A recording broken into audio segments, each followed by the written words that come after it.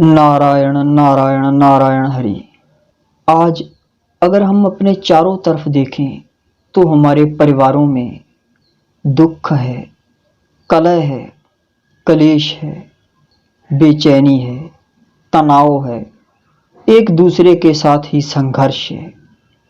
तो हम परिवारों में जो दुख और कलह के कारण हैं और उन कारणों का निवारण क्या हो सकता है, उसी संबंध में चर्चा करेंगे।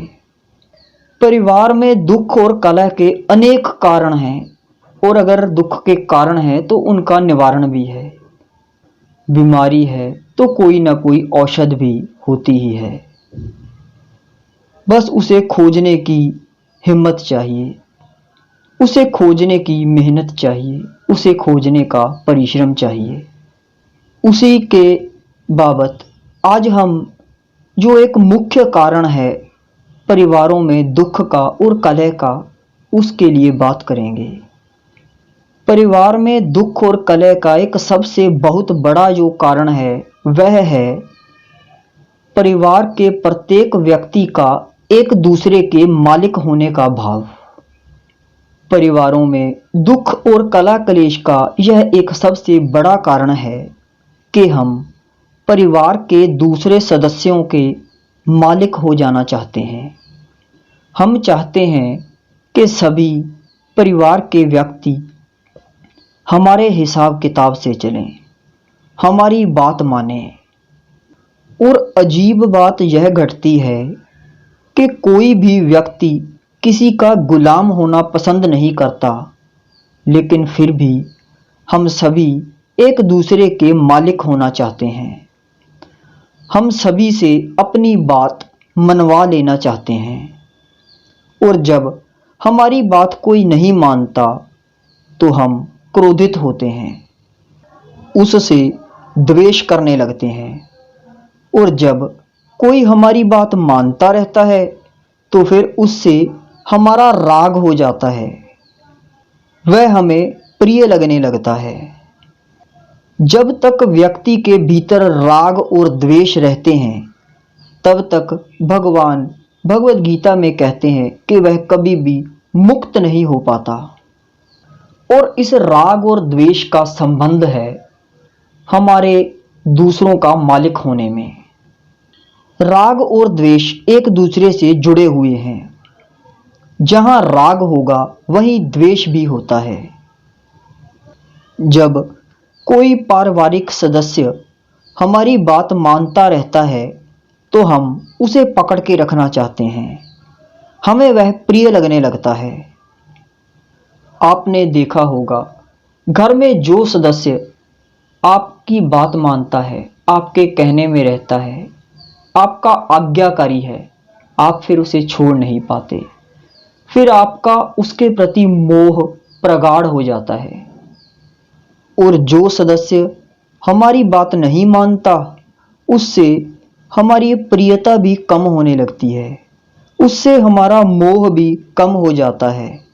वह अगर हमसे दूर भी हो जाए तो हमें कोई खास फर्क नहीं पड़ता, क्योंकि वह हमारी कोई बात मान ही नहीं रहा। लेकिन प्रश्न तो यह है कि हम क्यों किसी दूसरे के मालिक हो जाना चाहते हैं, जबकि जैसे हमारे भीतर हमारा अभिमान है, हमारा मन है, बुद्धि है, हृदय है, उसी प्रकार दूसरों के पास भी है। दूसरे का भी अपना एक स्वाभिमान है। जैसे मैं किसी का गुलाम होना पसंद नहीं करता, वैसे ही दूसरा व्यक्ति मेरा गुलाम होना कैसे पसंद करेगा। इस प्रकार से अगर देखें तो सभी अपने आप में मालिक हैं। फिर कैसे कोई किसी को गुलाम करके रख सकता है? कैसे कोई किसी से यह अपेक्षा निरंतर लगाए रख सकता है कि दूसरा मेरी बातें मानता ही रहे, दूसरा मेरे तदनुसार कर्म करता ही रहे। पति पत्नी से अपनी बातें मनवाना चाहता है। वह चाहता है कि जैसा मैं पसंद करता हूँ वैसे वह रहे, मेरे हिसाब से कपड़े पहने, मेरे हिसाब से हाथ श्रृंगार करे, मेरे हिसाब से सोए, मेरे हिसाब से जागे। पत्नी की पति से अपेक्षाएं हैं। वह उसको बांध के रखना चाहती है। अगर कभी वह आप अपने मित्रों के पास भी जाना चाहे तो वह उसे नहीं जाने देती। वह उसको अपने पल्लू से बांध के रखना चाहती है। सब एक दूसरे को गुलाम कर लेना चाहते हैं, सब एक दूसरे को बांध लेना चाहते हैं। माता पिता बच्चों के मालिक हो जाना चाहते हैं। वे कहते हैं कि हमने जन्म क्यों दिया है तुम्हें। दरअसल वे भी यह बतलाते हैं कि हमारा जन्म देने का मतलब था कि गुलाम पैदा करने। और दूसरी तरफ बच्चे अपनी बातें माता पिता से मनवाना चाहते हैं। सास बहू पर मालकियत करना चाहती है। वह चाहती है कि बहू हर कदम मुझे पूछ पूछ कर चले, और बहू सास से अपेक्षाएं आशाएं लगाए बैठी है। वह उससे सुख की उम्मीदें बांधे बैठी है। किसी ना किसी अर्थ में हम सभी परिवार में एक दूसरे के मालिक हो जाना चाहते हैं, और इसी मालिक होने की हालत में टकराव की स्थिति बनती है, क्योंकि गुलाम कोई भी नहीं होना चाहता। अगर कहीं यही व्यक्ति अलग अलग अकेले अकेले रह रहे हों तो उपद्रव की गुंजाइश नहीं रहती, क्योंकि फिर वह किसका मालिक होना चाहेगा और किसको गुलाम करना चाहेगा। परंतु हम सब इकट्ठे एक परिवार में हैं, एक साथ जुड़े हुए हैं, एक दूसरे के साथ रह रहे हैं, एक दूसरे से किसी रिश्ते से संबंधित हैं। दरअसल जब हमको लगता है कि हम सही हैं और सामने वाला गलत, तो हम उसे अपने मुताबिक समझाने में लगते हैं। और इस दुनिया में जिस भी व्यक्ति के पास जितना मजबूत अहंकार होता है, उसे उतना ही दूसरे का समझाना अच्छा नहीं लगता, क्योंकि वह पहले ही अपनी समझ अर्थात अपने ही अहंकार से भरा हुआ है। वह उल्टा समझाने वाले पर ही क्रोधित हो जाता है, और फिर कलह की स्थिति बन जाती है, दुख खड़ा हो जाता है। ऐसी स्थिति में फिर क्या किया जाए? क्या घर में, परिवार में एक दूसरे से बात करनी ही बंद कर दें? एक दूसरे को कोई अच्छी सीख ही ना दें? जो जैसा करता है उसे वैसा करने दें? तो फिर यह परिवार कैसे रहा? फिर तो यह ऐसे ही हुआ जैसे कोई अलग अलग व्यक्ति किसी एक कमरे में किराए पर रह रहे हों। तो यह एक बहुत बड़ा कारण है कि हम सब एक दूसरे के मालिक होना चाहते हैं। हमारे में संवाद नहीं है, हमारे आपस में समझ नहीं है। तो अगर आप अपने परिवार से कलह कलेश कम करना चाहते हैं और स्वयं को दुखों से मुक्त करना चाहते हैं, तो आज से, अभी से, इसी क्षण से एक बात अपने जहन में रख लें जीवन भर के लिए, कि हमें किसी भी पारिवारिक सदस्य का मालिक नहीं होना है। दरअसल मालिक वस्तुओं का हुआ जाता है, व्यक्तियों का नहीं। जब हम किसी व्यक्ति का मालिक होने की कोशिश करते हैं तो हम उसकी निजता पर आघात करते हैं। हम उसकी निजता को, हम दूसरे के होने को नष्ट कर देना चाहते हैं, और इसी कारण संघर्ष पैदा हो जाता है। इसी कारण उपद्रव खड़े हो जाते हैं, क्योंकि दूसरा व्यक्ति भी अपना होना मानता है। जैसे हम अपना होनापना मानते हैं, वैसे दूसरा भी अपना व्यक्तित्व मानता है। हम चाहते हैं कि दूसरा हमारा गुलाम हो जाए, दूसरा हमारी ही मानता रहे, हमें ही जानता रहे, हमें ही समझता रहे। हम दूसरे व्यक्तियों को एक वस्तु की तरह प्रयोग करना चाहते हैं। जैसे किसी वस्तु को एक तरफ से उठाया, दूसरी तरफ रख दिया, और जब तक हम उसे कुछ ना कहें वह वहीं पड़ी रहे। ऐसे ही हम चाहते हैं कि व्यक्ति को हम जैसा कहें वैसा करता रहे, जैसे उसका खुद का कोई जीवन ही नहीं, जैसे उसकी कोई निजता ही नहीं।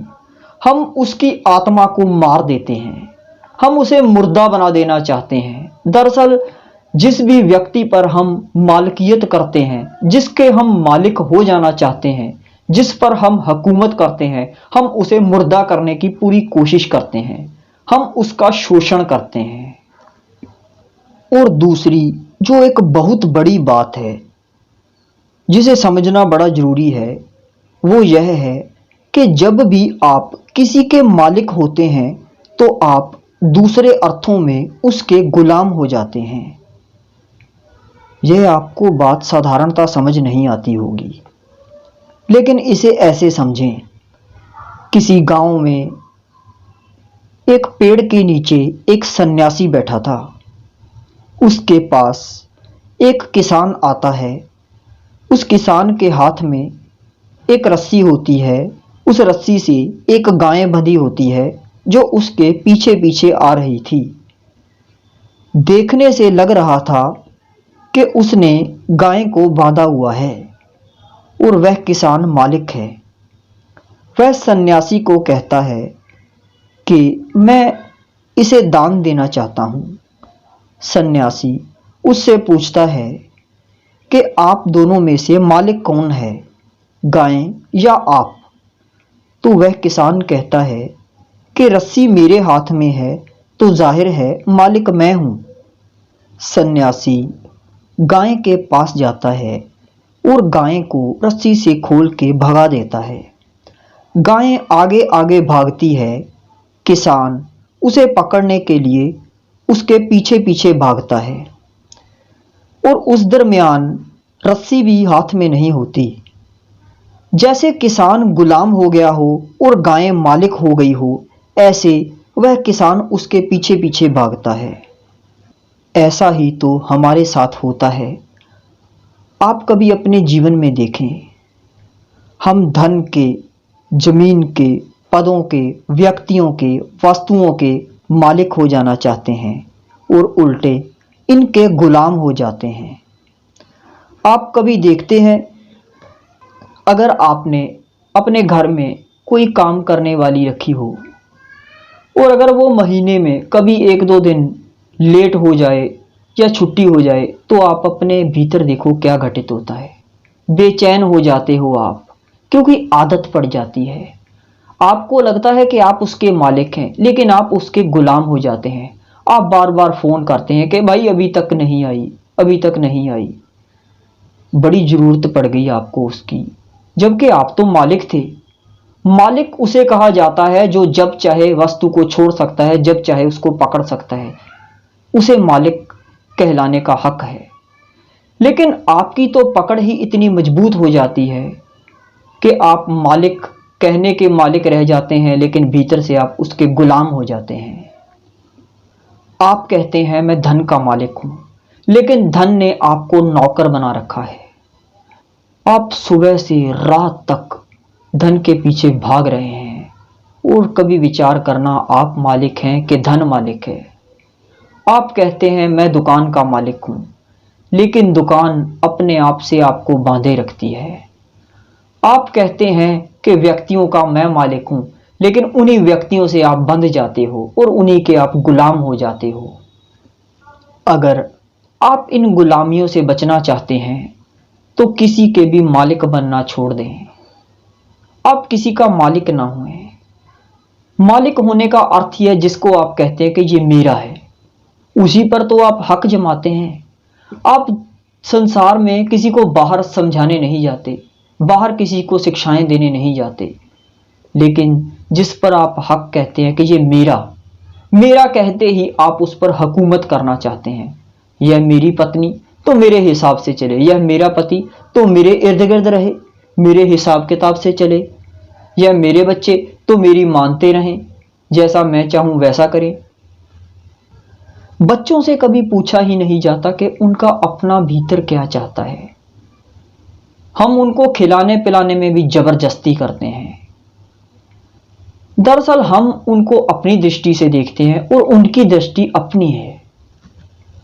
दरअसल हम मालिक भी उसी के बनना चाहते हैं जिसे हम मेरा मानने लगते हैं, उसी पर हम अधिकार रखने लगते हैं, उससे कुछ भी कहने का या करवाने का। जिसे आप मेरा करके नहीं मानते, उसे आप समझाने या कुछ सिखाने भी नहीं जाते।